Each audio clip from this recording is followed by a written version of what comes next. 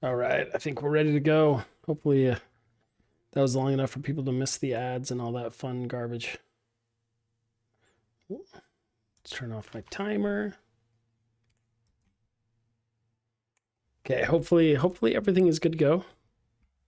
Let's make sure my sound works, make sure my audio works. Let's make sure we can see me. There we go. All right, everybody. Audio, here we go. Yes, we have audio. Let me crank it up a little bit.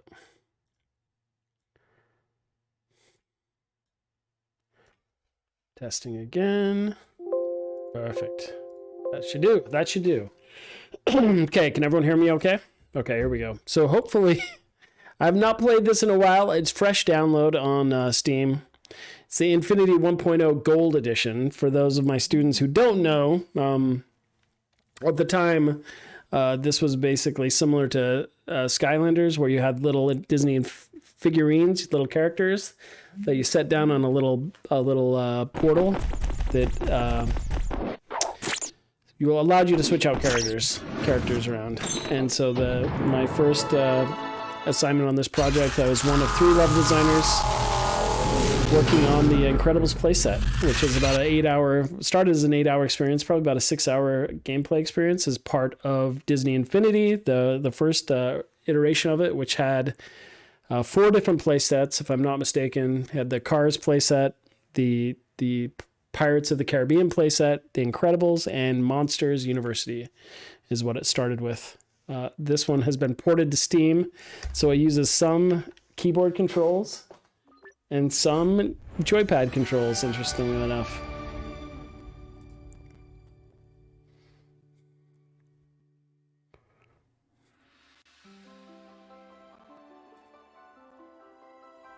All right, here we go. Press enter again. Okay, I'm gonna grab my other keyboard. Okay, so what do we want to say? Playsets? Let's play some playsets, my friends. So it unlocks all of them. So they have the Incredibles, Monsters University, Pirates, Cars, Lone Ranger, and Toy Story in Space. Oh yeah, that was a good one. Toy Story in Space. Okay, we're going to play Incredibles though. We're going to start a new game here, which will overwrite my existing data. That is quite okay. Here we go.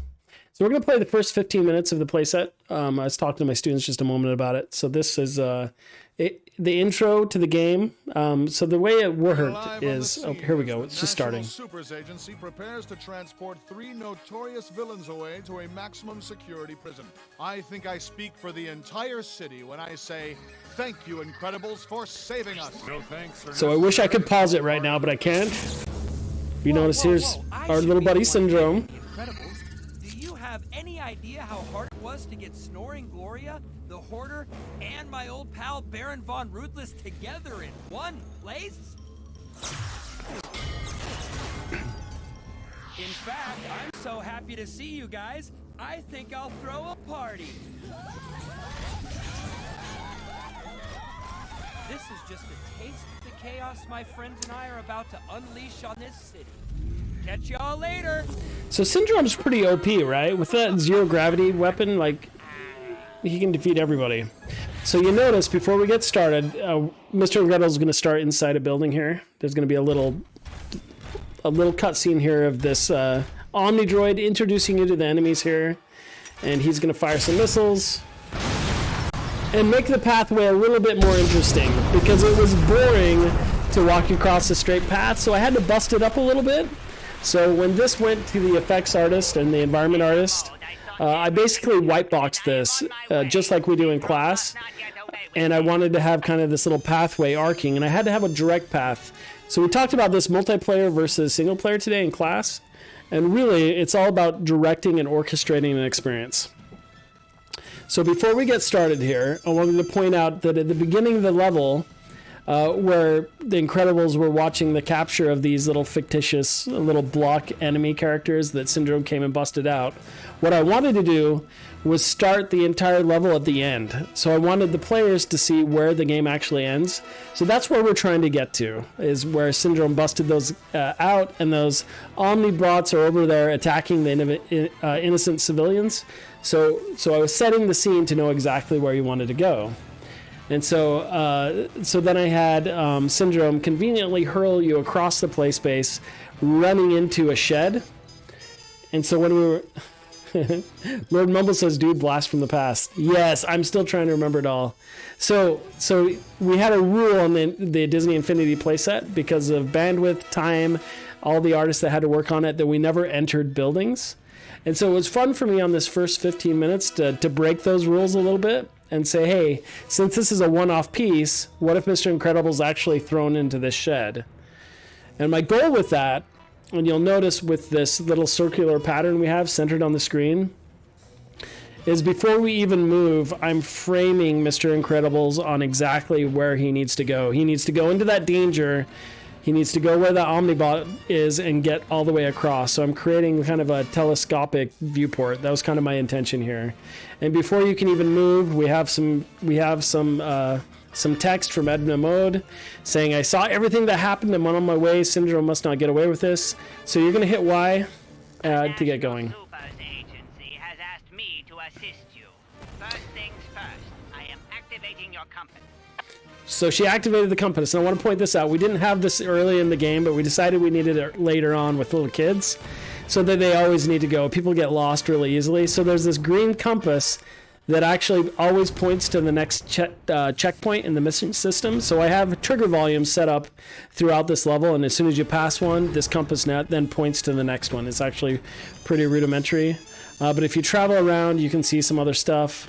I won't even punch yet, but right now you can see just the movement controls. It's telling us to get over there, right?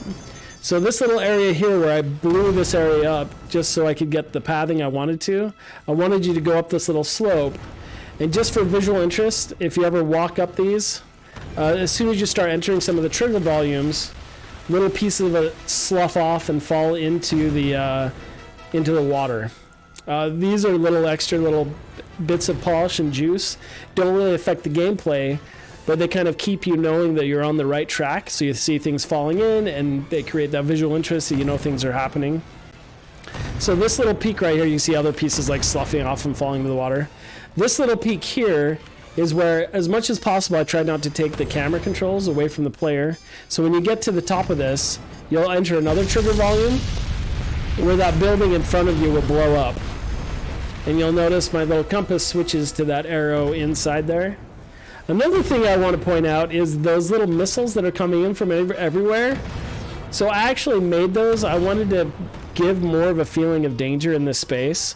So those are just animations playing and exploding. So I placed all those points all around this area, and I just basically set up a blueprint that's randomly picking one every once in a while to send a missile down and explode. They used to actually happen inside the play space. But my producer got upset when they would actually hit Mr. Incredible because it made the player feel like they were getting ripped off. And so we ended up taking them all out of the play space, so it's really difficult to actually get hit by them. So as I keep walking now down this path that I'm directing to, you'll notice that another piece of the building sloughs off, and it provides a ramp to allow you to get into the building. So I'm trying to like really cookie crumb the player as much as possible. So they get in here. So far, this teaches you how to jump as well. So this is a very simple little jump, kind of a little toe stubber one, which then teaches you how to jump there. That's my lesson in how to jump. I put all this fire in here. It actually hurts you if you run into it. Those are just little actors that deal damage when you walk into it. Kind of crazy and burning as you walk through here. I repeated that same thing where some of the roof fell down in sloughs. This is where we introduce the player to the double jump. And the ledge grab. So on this one, you can reach this as two ways. You can actually double jump up to the second one, but we haven't taught that yet. And here's something we did in the game too. If someone stands here too long without actually doing the jump, you can hit this capsule and it will actually show you exactly what you're supposed to do. Right, so it shows a double jump up to that ledge hang. If you're really bad and you can only do a single jump, you can also do a single jump up of it. So up until this point, we haven't punched, we haven't attacked, we haven't done anything. Dr. Hat says that movement from the debris really draws the eye to the point the player into that direction. That was my goal when designing it. I was pretty happy with it. So you see in here, you're completely trapped. There's nothing you can do. You see this water tower here. So this is where we teach you how to actually punch something. As Mr. Incredible, you want to deal some damage. And if you hit that block, it'll actually tell you, hit the Y button to knock over the tower. So here's the problem. So I'm going to come over here. You see, this is how he punches. When we were actually doing playtests, the kids could not hit that. They could not hit that. So I added some code, some little visual code, so that no matter what direction Mr. Incredible is facing right now, as long as I hit Y, he will turn to wherever that water tower is and punch it. Water tower conveniently rolls over down this other path that leads me back down, puts out the fire so I can get through, and now I'm entering. See, now you can see exactly.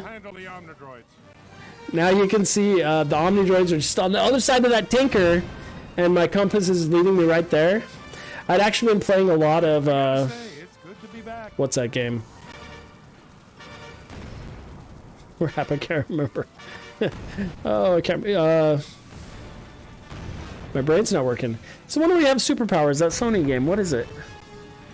My brain's not working. Anyway, so I wanted a lot of damage and destruction going on. Right now, since I've learned how to punch, I can show you right here. These little crates. Pretty proud of those. I made those myself and created the exploders for them. I wanted a lot of crap to blow out of them, and they feel really good when you punch them. They really blow up really well. And you get a few coins, which is cool too. These are little collectible customization pieces that you can collect out throughout the entire game. Once again, extra little collectibles just to keep everyone running around collecting those things. Infamous! Dawn and Dusk, you're right, Infamous. I've been playing a lot of Infamous. And I like the way that Infamous had these little scenes that you reacted to. So I made this part here, where if you're running towards those tankers, trying to get from point A to B to, as fast as you can, I wanted some explosions. So it explodes, it kicks you back onto it, and now I cannot go that way anymore. I need to get over there where those Omnidroids are, right? And now you can see one hanging out up there, kind of leading my eye of where to go. And now I've got to figure out how to get over there. And over here, you can see I've got some crates moving. The idea with that crate is it draws your eye over to that direction to figure that, hey, maybe that's a way I can get over there. And so we can just have fun punching all these on our way over there. Okay, so the next thing we're going to learn how to do, and of course we put collectibles all through here, so I'll run grab this one just for fun. The surgeon suit, I so needed that. And that was the fun part, is placing those collectibles all throughout the world, kind of like Easter eggs. So these are the pipe climbs that we have in the game. So originally these were designed so you actually had to jump up to them and then climb. So on this one it says push A to climb poles. I made sure to move this one all the way to the ground, and I moved the collision volume all the way down. So to climb the pipe, the code in the engine actually just looks for a jump. If you're in the jump state, it will automatically attach to it, and it does the job for you. It just flops you right down on the scale up there. Actually a pretty fun way to get up and down vertical spaces in this game. It's kind of like a ladder, except for a lot less work. You just jump into it and he auto climbs up it and lands on the other side. Punch some of those. This one, so I provided the animation for this. It used to be a lot harder. Once again, I was watching Infamous a lot, and I wanted to create those. Actually, this was Uncharted. I was playing Uncharted, and they have this train scene where Naughty Dog does a really good job of making you feel like you're more heroic than you are, when really it's just a button press that you can hit at any time. But the idea with this is I wanted to jump across this one to teach you could jump on him, and then jump for the next one. And I had it so that that Omnidroid would shoot it down as you're jumping. But ultimately that became a little too difficult for the kids to read, so I had to cut that part out. I'll show you in just a second. But this one took a few times to make. This used to be more difficult to jump to, but we ended up moving it really close. The idea is that you do a double jump, but you can pretty much just fall off this and you're okay. But you can see pretty cool vantage point here. So you can imagine, even in a gray box form, this would be super fun. Any kind of movement adds a lot to the to the experience. So we're gonna jump off that side. So now that just falls off as you're going. And so this is a double jump, but it's made so that if you miss it, you'll hit one of these ledge hangs, and I put them all the way down. If you fall into the water, you're safe. You'll spawn right up on top again. But just to reinforce that. Supers versus Syndrome. I win. And every time you see one of those little cinematics where Syndrome pops in, that's because you've walked through a trigger volume that kicked off that animation.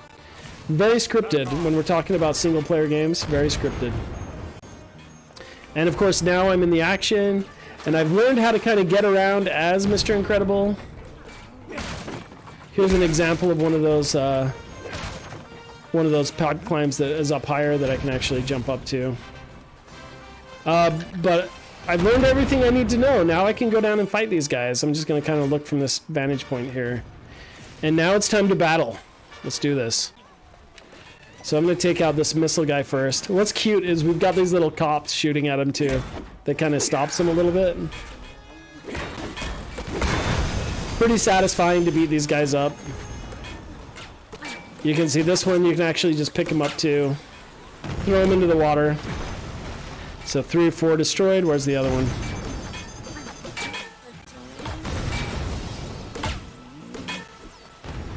Throw him into the water.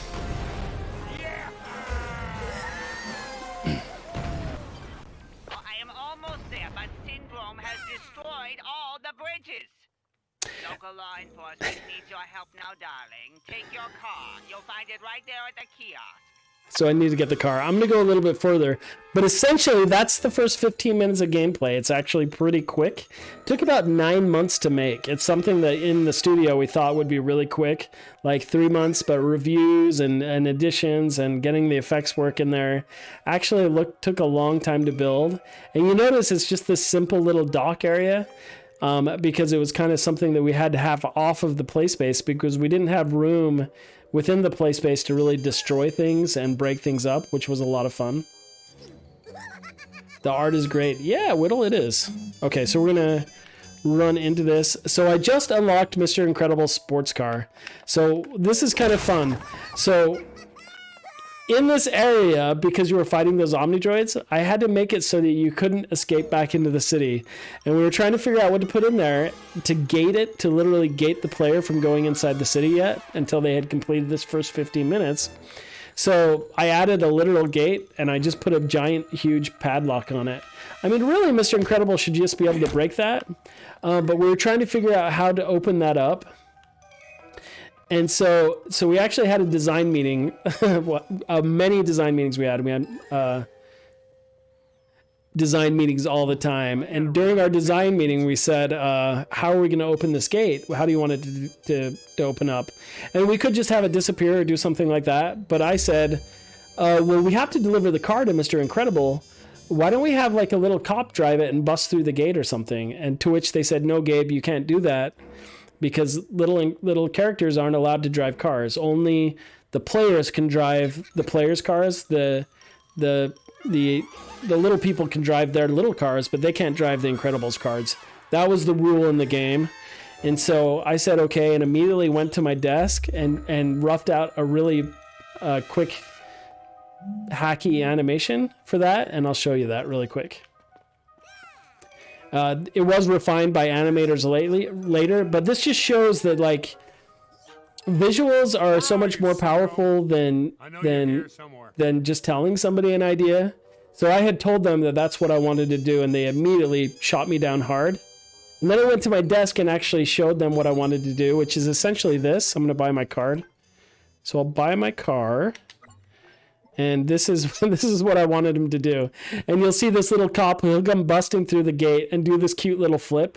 So I animated that in and took it back, and I'll show you. It went in pretty much wholesale.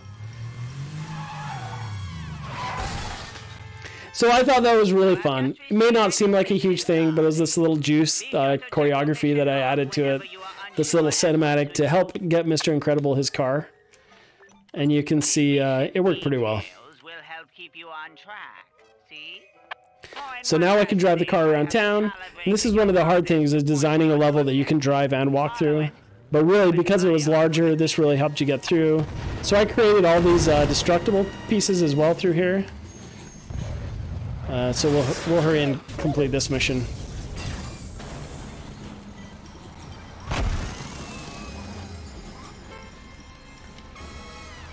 Come on. Oh, hold it. Yeah, that's right. I have to remember. Okay, so we talked to this little dude. Oh, we already unlocked that mission. Okay, so he wants us to save these little characters in here. So when my friend Jim, he worked with us, he made these missions, and we had these little characters hidden inside these trash bins and these other things, but it wasn't reading well at all. And so we went to, once again, a design meeting that they said, hey, Gabe, is there anything you can do to make these more readable? And I said, no. And then about 10 minutes later into the design meeting, I said, yeah, actually, I could put some terrible little animations on it. So these little animations, the movements that are happening in these little cans with the movement and the particle effects, those were all just scripted in blueprints, essentially. But it makes it so you can hear somebody mumbling inside them. And then when you punch it, I just spawn a character out from underneath it. And you have a couple of these to survive. Yeah, to me, we're talking about all of this with not only the level design students, but all the projects classes. The funnest part of game design, honestly, isn't always the big things. The big things are fun, but it's just those little juicy moments that you got to add into a game that just, like you said, breathe life into it and just feel really cool. Okay, so let's find these other people. So we're going to get into another section of the game here.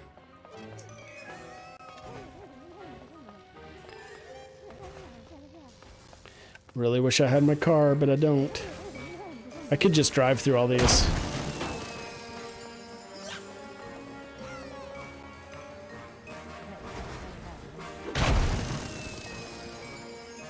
I don't know how you're... Here, I'll show you. Watch this. My kid's got a kick out of it. So you pick him up, and you can drop kick him. Because why not?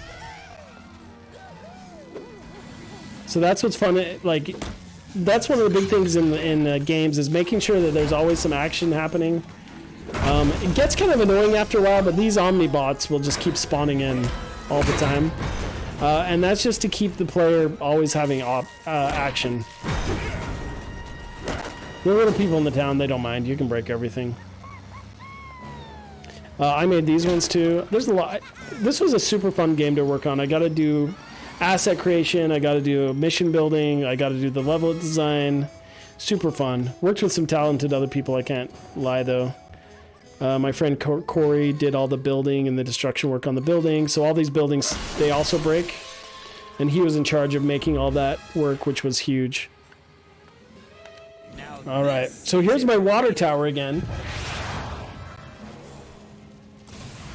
So I had liked that little mission we had at the beginning where you broke that water tower. So this is a chance to kind of repeat that. And this is the whole purpose of that mission right there is to teach you that you can climb these brownstone buildings and to get you vertical. So a lot of these beginning missions are just to teach you how to do all that stuff. And just like I said, I've been playing a lot of Infamous. So I really wanted like these little power line things to help you zip around faster. I know it's not quite Infamous. Oh my gosh! They did the work for me.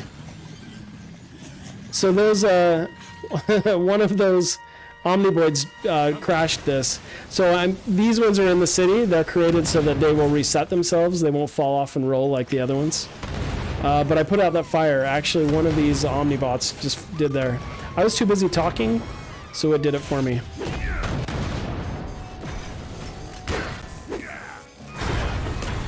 Alright, let's save the last one. And those missions were all put in by Jim. But you can see any of these with a water tower, at some point those buildings can suddenly come on fire and you have to help them out. So here's another little dude here. Bobby says, I literally just played this an hour ago. Are you serious? I'm glad to hear it's still being played. Spence Out says, toy colors are used for anything the player interacts with, helps a lot with readability. Exactly. Yeah, you try and make them extra toy looking. Alright, so now I have to come up here. So like I said, I tried to create like multiple ways to quickly get up buildings. Yeah, so you notice, just like Spence Stout says, this one up here looks like a toy. It's got hinges on it. That means you can punch it, it will fall down, and To escape Omnidroids. Oh, help you them can use now, it. So this one darling. is this one's a throw the kids exercise. So I need to throw the kids safely down into that area over there. So I've got 1 of 2, 1 of 3. We'll go save the other one. You need help. Oh, there was one over there on the other side. I didn't see her. Oh, my dad and I played this on the Wii U. That's so awesome. Okay, there's the last one. All right. There we go. Success was had. Rooftop rescue is complete. Okay. So now Edna's going to tell me to go over to the other side. So yeah, I tried to create this so you could keep just running across the city as fast as possible. Okay, here we go. We're still going. I've got to protect the bridge.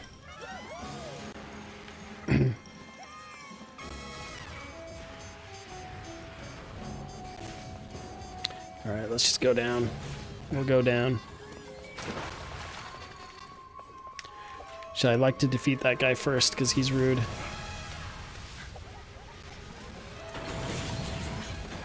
Okay, so we're gonna punch this guy. Here's something I want to talk about too. So I want to point out something. I talk to this about my students all the time. This is a little trick. This is a little trick here, and this is why I say engineers are so much smarter than, you know, us noobs, right? We had this issue where if you look at this, notice whenever he, Mr. Incredible punches, he takes a step or two forward.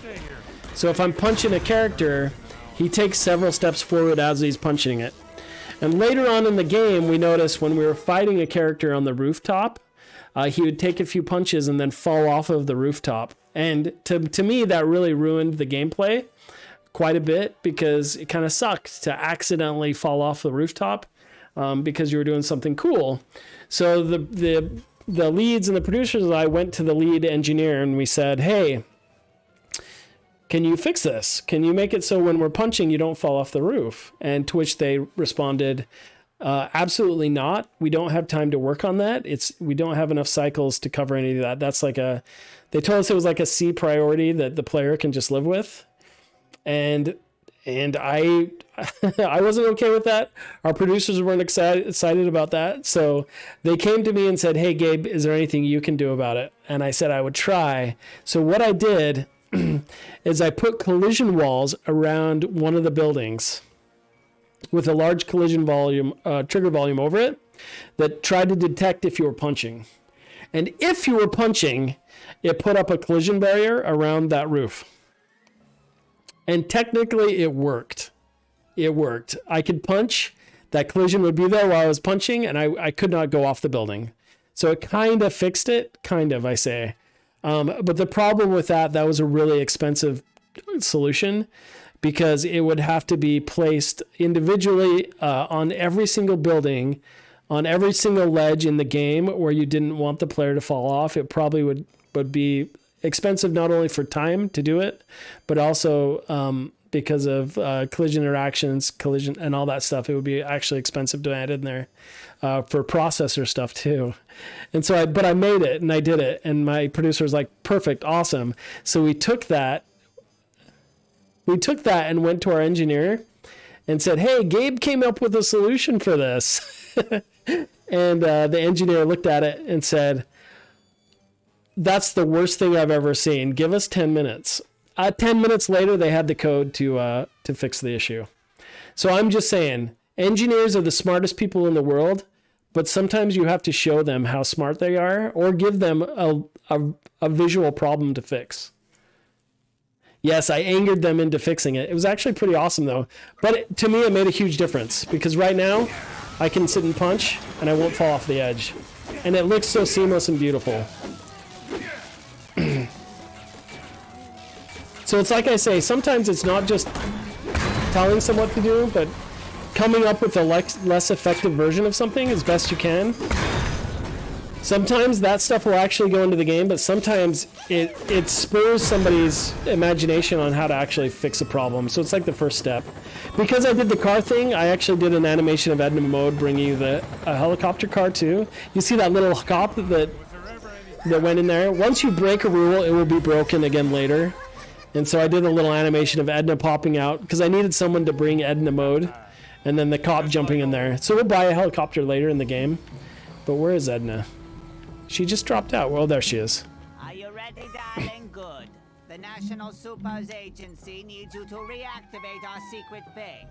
But of course, Syndrome has destroyed the bridge. Awesome Aussie said, I haven't seen a single piece of producer code that I've gone and said, yeah, I can't do this better. This is truly impeccable code. It's true. Okay, so this is a new toy. It'll get me the bridge. This gets me across this area.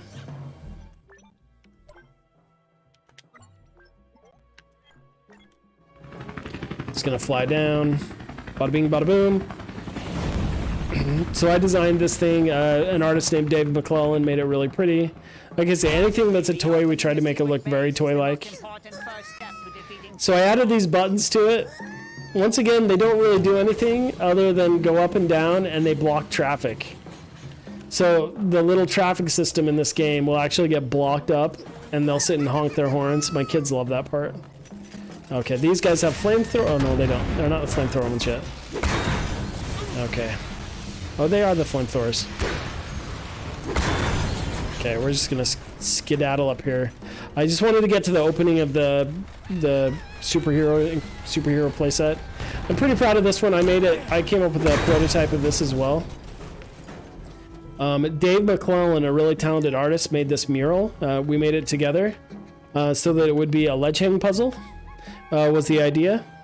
So this takes you up here, and then I did a simple camera cut around this to show what you have to do. Hopefully it's painfully obvious. If not, we put little arrows above it to make it really obvious to the player.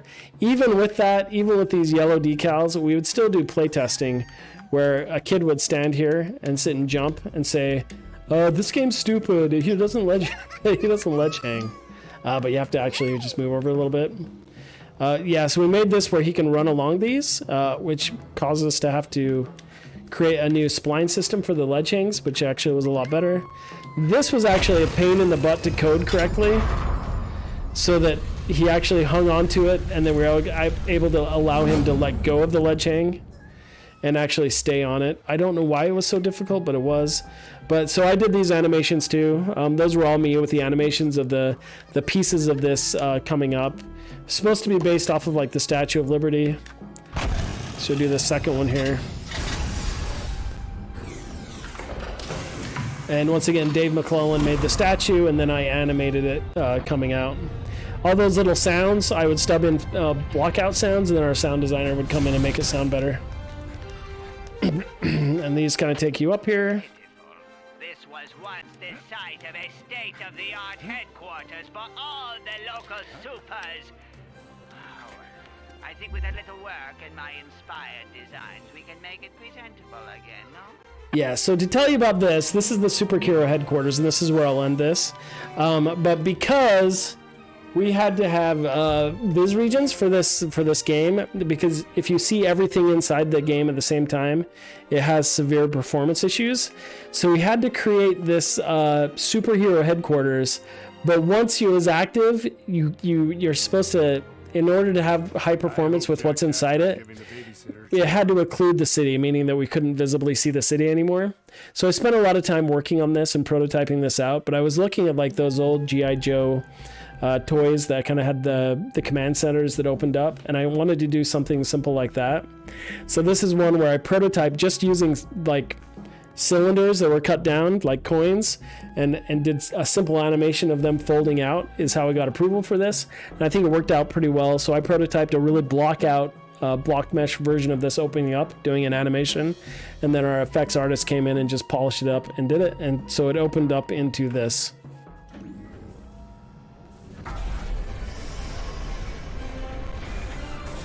But you can see the wings come out, so that you can no longer see the city at all in here. So many fun little nuances and bug fixes to this game. Cars, vehicles in this game actually can't ride in elevators, so there's actually a special collision over this elevator that keeps a car from getting there. Combos and superpowers in the training machine. Find it in a toy store, build it, and start training. All right, so there's actually a lot of cool stuff after this, but I need to end my class here. For Permanently. The Supermax prison is designed It's to gonna hold stop. everyone from muggers to the worst of the worst supervillains. Get one from the toy store today.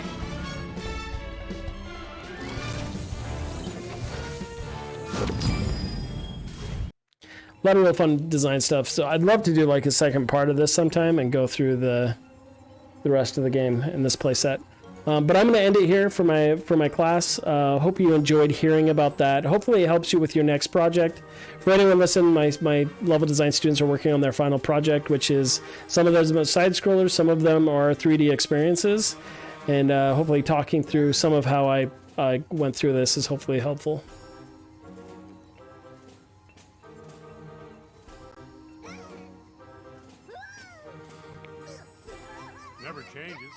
All right, everybody, have a good night. For those of you stuck around to watch, thank you, and I'm excited to see what you have and play them next week. You guys have a good night. Peace out.